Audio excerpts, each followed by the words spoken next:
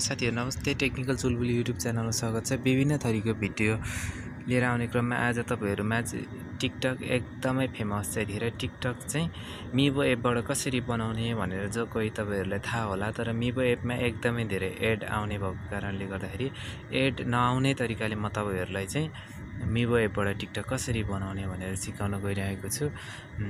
मैले तपाईहरुलाई video share गरेको छु, स्क्रिनमा हेर्नु होला। स्क्रिनमा सेम मैले जसरी गर्छु त्यसरी नै तपाईहरुले पनि एडिट गर्न सक्नुहुन्छ। मेरो अलरेडी मिvo एप डाउनलोड भइसकेको थियो, त्यसकारणले मैले सिकाउने छु म तपाईहरुलाई। मिvo एप कहाँबाट डाउनलोड गर्ने, कसरी गर्ने भनेर म सिकाउँछु। स्क्रिनमा मैले सेम सिकाए अनुसार गर्नु होला, कन्टिन्यु नगर्नु होला, एलाउ गर्नु होला यहाँबाट। र ल्याङ्ग्वेज चोइस गर्दाखेरि हिन्दी ल्याङ्ग्वेज चोइस गर्नु होला तपाईहरुले। हिन्दी ल्याङ्ग्वेज चोइस गर्नु भएन भने चाहिँ लोकेसन अनुसार फरक पर्छ। र तपाईहरुले सेम मैले दिए जसरी नै स्क्रिनमा देखे जस्तो टिकटक बनाउन सक्नुहुन्न। तपाईहरुले एडहरु केही आउँदैन। तपाईले एउटा मिvo एप तपाईहरुले प्ले स्टोरबाट डाउनलोड गर्नुभयो भनेदेखि 1 मिनेट 2 मिनेट लाग्छ तपाईहरुलाई टिकटक बनाउन। र मैले सिकाएको सिस्टमले गर्नुभयो भनेदेखि तपाईको एड पनि आउँदैन मिभोमा। सजिलै एकदमै छिटो तपाईहरुले तपाईको फेस राखेर टिकटक बनाउन सक्नुहुन्छ। देख्नुहुन्छ स्क्रिनमा हो यस्तै सेम नेचुरल ट्रेन्डिङ टिकटकहरु चाहिँ तपाईहरुले सजिलै बनाउन सक्नुहुन्छ। र म तपाईहरुलाई उक्त एप चाहिँ कहाँबाट डाउनलोड गर्ने, कसरी डाउनलोड गर्ने भनेर म यही भिडियोमा सिकाउने छु तपाईहरुलाई। फेस राखेर एकदमै मज्जाले तपाईहरुले बनाउन सक्नुहुन्छ। फेस राखेर यसरी मैले जसरी स्क्रिनमा देखाइरहेको छु तपाईहरुको भोइस हालेर फोटाहरु जोडेर धेरै राम्रो टिकटक बन्दो रहेछ। मैले नि केही टिकटकहरु यसबाट बनाएको थिएँ, धेरै राम्रो हुँदो रहेछ।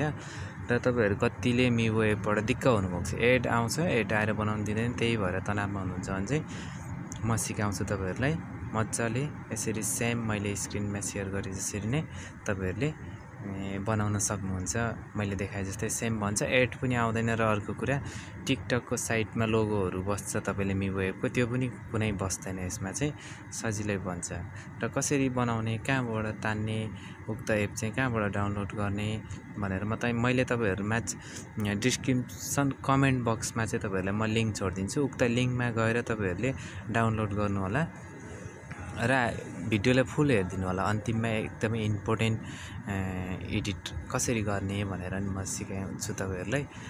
सर्वप्रथम त तपाईले उक्त एप खोलिसकेपछि चाहिँ चोइस गर्नुहोस्। यसरी मलाई यो मन पर्यो, यसमा मेक मैले यसलाई यो भिडियो मन परेको कारणले गर्दाखेरि मैले बडी यो राखेर यसमा फेस राख्न गइरहेको छु। फेस चाहिँ यसरी एग्रिएट गरेर तपाईको फेस मात्रै ठ्याक्कै युज गर्नुपर्ने हुन्छ। फेस अगाडि पर्ने, मैले मेरो फेस ठ्याक्कै राखिरहेको छु।